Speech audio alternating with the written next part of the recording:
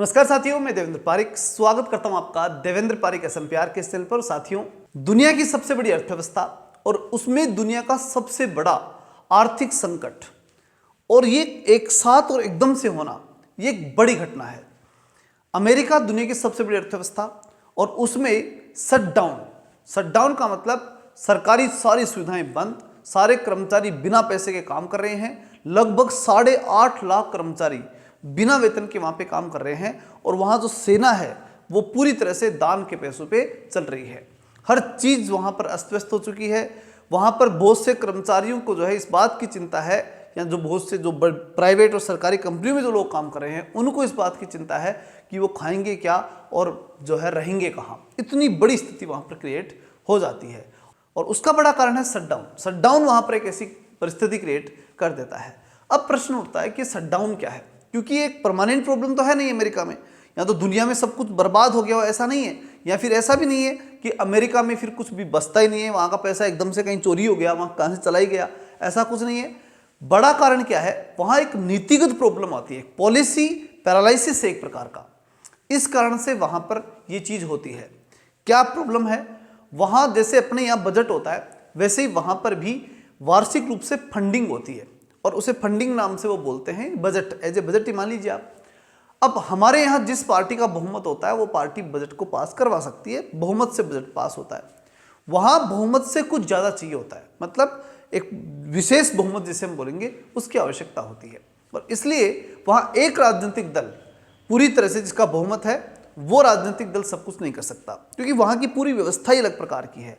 व्यवस्था में बड़ी बात तो यही पड़ जाती है वहाँ कि वहाँ जो राष्ट्रपति होता है उसके इलेक्शन अलग से होते हैं और राष्ट्रपति जो है उसके लिए जनता पूरी की पूरी वोट देती है और जो व्यक्ति राष्ट्रपति बनता है उसे 4 साल का शासन वो दे देते हैं। और इधर जो वहाँ की संसद जिसे कांग्रेस बोलते हैं उसमें किसी और राजनीतिक दल का बहुमत हो सकता है, इसमें कोई फर्क नहीं पड़ता। और कोई वहाँ पर इस प्रकार की व्यवस्था नहीं की गई कि जिस राजनीतिक दल का बहुमत कांग्रेस में है उसी राजनीतिक दल का व्यक्ति राष्ट्रपति बने, ऐसी व्यवस्था वहाँ नहीं है। वहाँ अध्यक्षात्मक व्यवस्था है और अध्यक्षात्मक व्यवस्था होने से वहाँ पर राष्ट्र का अध्यक्ष पूरी जनता अलग से चुन सकती है और संसद यानी वहाँ की जो कांग्रेस है उसमें अलग राजनीतिक दल का बहुमत हो सकता है और ये एक बड़ी प्रॉब्लम क्रिएट होती है। अब बात क्या है कि वहाँ 2 राजनीतिक दल हैं, एक रिपब्लिक और एक डेमोक्रेटिक। रिपब्लिक जो पार्टी है वो चाहती है, और वो दोनों कांग्रेस का हिस्सा है, कांग्रेस के अंदर 2 राजनीतिक दलों के सदस्य वहाँ बैठे हैं। अब रिपब्लिक वाले ये चाहते हैं कि एक तो आवर्जन नीति, मतलब कि वहाँ पे जो लोग जाते हैं आते हैं, जो यहाँ से वीज़ा लेकर के जाते हैं, व्यापार करते हैं, वो सब चीज़ें जो हैं उनमें कुछ चेंज होना चाहिए, ये रिपब्लिकन पार्टी चाहती है।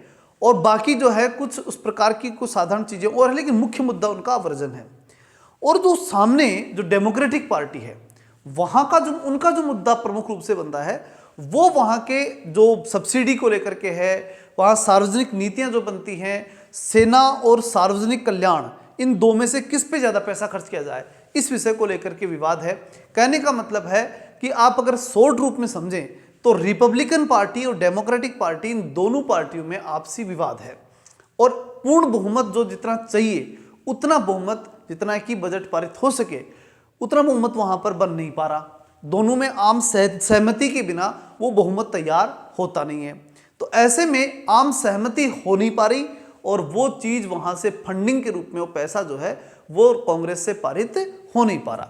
और जब तक कांग्रेस से वो पैसा पारित नहीं होगा तब तक उन सरकारी कर्मचारियों को, सरकारी योजनाओं को, सरकार में जो कुछ जितना गवर्नमेंट का सिस्टम है ना उसमें पैसा जाएगा नहीं और उस पर आधारित फिर वो जो प्राइवेट सेक्टर है उस पर भी पूरा फर्क उसका पड़ता है। पूरी तरह से पूरी अर्थव्यवस्था एक तरह से अलग प्रकार के चंगुल पे फंस जाती है और उसका बड़ा कारण होता है वहां का शटडाउन। और ये शटडाउन वहां की अर्थव्यवस्था को दुनिया में एक प्रकार से अलग प्रकार के नजरिए से देखने के लिए मजबूर कर देता है। उसका फर्क पूरी दुनिया पे पड़ता है, क्योंकि अमेरिकी अर्थव्यवस्था अगर डिस्टर्ब होती है तो दुनिया की पूरी अर्थव्यवस्था एक तरह से एक बार डिस्टर्ब जरूर होती है। अब महत्वपूर्ण मुद्दा क्या है कि वहां पर जैसे ही शटडाउन, जैसे पहले क्या आज से पहले कभी शटडाउन नहीं हुआ, पहला प्रश्न तो यही है अपने सामने। तो इससे पहले शटडाउन हुआ था, लेकिन वो भी ट्रंप के समय हुआ था और वो जो हुआ था उसमें लगभग दिसंबर से लेकर के जनवरी, लगभग 1 महीने के आसपास हुआ था वो समय। अब भी लगभग 10-15 दिन इसको होने को आए और ये दूसरा इतिहास का, मतलब अमेरिकी इतिहास का दूसरा बड़ा शटडाउन हो गया। इससे पहले 1-2 दिन के शटडाउन रहे हैं, लेकिन अमेरिकी इतिहास का दूसरा सबसे लंबा शटडाउन जो है वो अब तक ये बन चुका है। अभी भी रिपब्लिक और डेमोक्रेटिक में उतनी सहमति बनी नहीं है। अब इससे बड़े स्तर पर नुकसान की बात देखी जाए तो एक तो जो सरकार की लोक कल्याणकारी योजनाएं होती हैं वो पूरी तरह डिस्टर्ब होती है, जिसमें मेडिकल सुविधाएं होती हैं, सब्सिडी होती है, बच्चों की जो पढ़ाई के संदर्भ में होती है, क्योंकि वहाँ बहुत सी चीज़ें गवर्नमेंट अपने हिसाब से बच्चों को देती है। पढ़ाई पे बहुत ज़्यादा खर्च गवर्नमेंट की तरफ से होता है, तो बहुत सी चीज़ें बहुत बड़ी मात्रा पे वहाँ पर डिस्टर्ब हो रही हैं। तो कुल मिलाकर के देखा जाए तो दुनिया की सबसे बड़ी अर्थव्यवस्था भी पॉलिसी पैरालिसिस से, नहीं पॉलिसी अगर अच्छी ना हो, अगर उस पर गहन चिंतन करके व्यवस्थित रूप से सिस्टम न बनाया गया हो तो कई बार बड़े चंगुल में फंस जाती है। तो इस मामले में भारत की स्थिति बहुत अच्छी है। देखा जाए तो संविधान निर्माताओं का इस मामले में बहुत बहुत धन्यवाद दिया जा सकता है, या उनका एक तरह से आशीर्वाद है हम सबके ऊपर कि जितने भी संविधान को बनाने लोग बैठे थे उन लोगों ने अच्छी स्टडी की, गहन चिंतन किया और इस प्रकार की व्यवस्था रखी जो मिश्रित व्यवस्था है। हमारे यहाँ अध्यक्षात्मक व्यवस्था भी है, संघात्मक भी है, एकात्मक भी है। हमारे यहाँ बहुत सी व्यवस्थाओं को जो है मिला करके और उसके बाद में हमें जो संविधान बनाकर दिया, उससे एक सबसे बड़ी बात यही रही कि आज तक हमारे यहाँ पर यानी भारत में आर्थिक रूप से संकट कभी नहीं आया। एक बार परिस्थिति बनी थी 1991 के आसपास, जब नरसिम्हा राव की सरकार थी और मनमोहन सिंह जी उस समय वित्त मंत्री हुआ करते थे।